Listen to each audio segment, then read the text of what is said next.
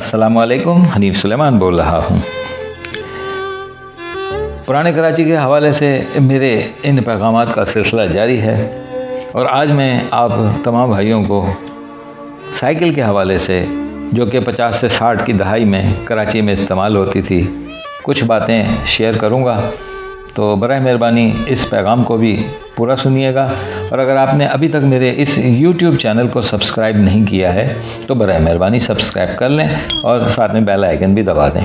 जज़ाकल्लाह। सब्सक्रिप्शन करके आप मेरे साथ ताउन कर रहे हैं, जज़ाकल्लाह। वैसे तो कराची में हर तरह की सवारी उस वक्त मैसर थी, लेकिन आम और मुतवस्सित तबके के लोगों की सबसे पसंदीदा सवारी साइकिल ही हुआ करती थी। ये तकरीबन हर घर में ही होती थी और इसे बना संवरा कर रखा जाता था। इस वक्त के सरकारी ऑफिसर तक के फ़ौज के मेजर, कर्नल और ब्रिगेडियर तक के ओहदे के लोग साइकिल ही इस्तेमाल करते थे। स्कूलों, कॉलेजों के असातिज़ा और डॉक्टर भी इसी पर आते जाते थे। शहर में हर तरफ साइकिलों का ही राज था। कराची की मसरूफ़ तरीन सड़क ड्रिग रोड पर बड़ी महदूद तादाद में मोटर कारें चला करती थीं, लेकिन साइकिल हर तरफ नज़र आते थे। नई हरक्यूलिस या रिले साइकिल 70-80 रुपये में मिल जाती थी। अच्छा, पुरानी साइकिल 30-35 में हर जगह दस्तयाब थी। इसके अलावा बाज़ार में जा बजा साइकिल किराए पर देने वालों की दुकानें भी बनी हुई होती थीं, जहाँ से 1 या 2 आना घंटे पर वो साइकिल मिल जाया करती थी। चूँकि ये दुकानें ज़्यादातर मोहल्लों में ही होती थीं, इसलिए सब एक दूसरे को जानते थे और शख्सी ज़मानत की ज़रूरत ही नहीं पड़ती थी। कहीं और से किराए पर लेने की सूरत में एक ऐसे बंदे को साथ ले जाना पड़ता था जो दोनों को जानता हो और साइकिल की वापसी की ज़मानत दे, वरना साइकिल वापस ना करने पर थाने में पर्चा कट जाता था। तब साइकिल पर 2-3 चीज़ों की तनसीब लाजमी थी कि जिसके बग़ैर फ़ौरन चालान हो जाता था और बाज़ हालात में अगर पुलिस के सिपाही का मिजाज कुछ ज़्यादा बरहम हो जाता तो साइकिल ज़ब्त भी हो जाती थी। संगीन हालात में साइकिल सवार को हवालात की सैर भी करना पड़ जाती थी और मुलजिम को छुड़वाने के लिए थाने जाना पड़ता था, जहां 1 या 2 रुपये जुर्माना वसूल करके इसे छोड़ दिया जाता था। अक्लमंद लोग इस चक्कर में पड़ने की बजाय उसी वक्त पुलिस वाले को 1-2 आने देकर जान छुड़ा लेते थे। इन ज़रूरी चीज़ों में एक तो साइकिल की घंटी थी जो सामने हैंडल पर लगी होती थी। इसके लीवर को हाथ के अंगूठे से दबाकर टन टन की आवाज़ बरामद की जाती थी कि जिसको सुनकर बेपरवाह किस्म के राहगीर होशियार हो जाते और रास्ता साफ हो जाता था। अच्छा, दूसरा साइकिल के पिछली तरफ रिफ्लेक्टर लगाना भी बेहद ज़रूरी था, जो पीछे आने वाली गाड़ी की रोशनी से जगमगा उठता था और इनको इल्म हो जाता था कि आगे कोई साइकिल सवार खरामा जा रहा है।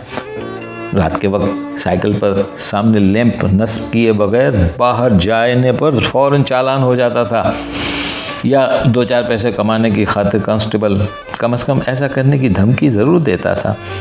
ये मिट्टी के तेल का एक छोटा सा दिया होता था जिसके चारों तरफ शीशा और ऊपर धुएं के अखराज के लिए एक नन्ही मुन्नी सी चिमनी लगी होती थी।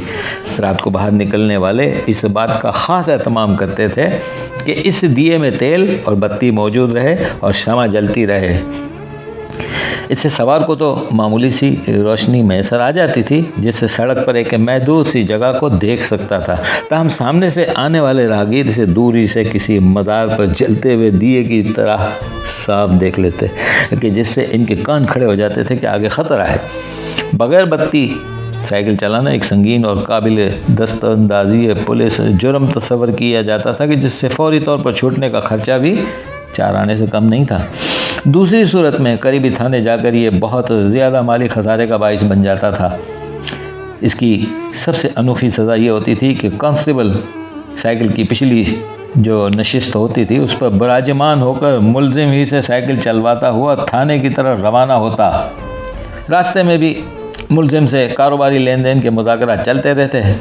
कामयाबी की सूरत में कांस्टेबल अपनी चवन्नी खड़ी करके छलांग मारकर साइकिल से कूद जाता और ताज़ा कमाए गए रिस्क हराम से किसी ठेले वाले से कुछ लेकर खा पी लेता।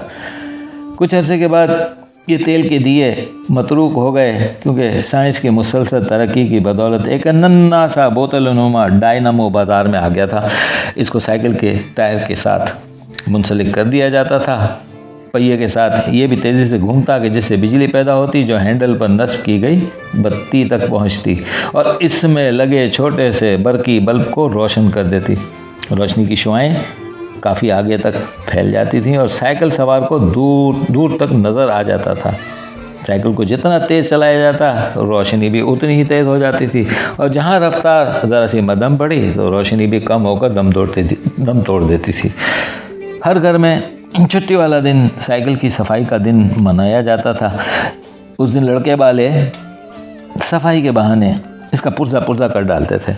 इस मकसद के लिए साइकिल को लिटाकर इसकी टांगों यानी टायरों का रुख आसमान की तरफ कर देते और इसके सारे नट बोल्ट खोल देते। खूब मांझ कर इसे साफ़ करते और कल पुर्जों को तेल दे देते। ये साइकिल सारे घर वालों की मुश्तरका मिल्कियत होती थी। जब जिसका चाहता दिल उसे लेकर निकल जाता। इस दौरान किसी दूसरे को इसकी ज़रूरत पड़ती तो वो वापसी का इंतज़ार उसके लिए लाजिम होता था। अच्छा, घरों में अमूमन एक बरामदा और एक छोटा सा सहन होता था, जहाँ गर्मियों में हर शाम एक कतार में 4 पाइयाँ लग जाती थीं और इनके एक तरफ पुराने ज़माने का शोर मचाने वाला टेबल फैन रख दिया जाता, जो अपनी तेज़ हवा सबके ऊपर से गुजार कर इनको रात भर के लिए सुकून की नींद बख्श देता था। अस्सलामु अलैकुम व रहमतुल्लाहि व बरकातुहू।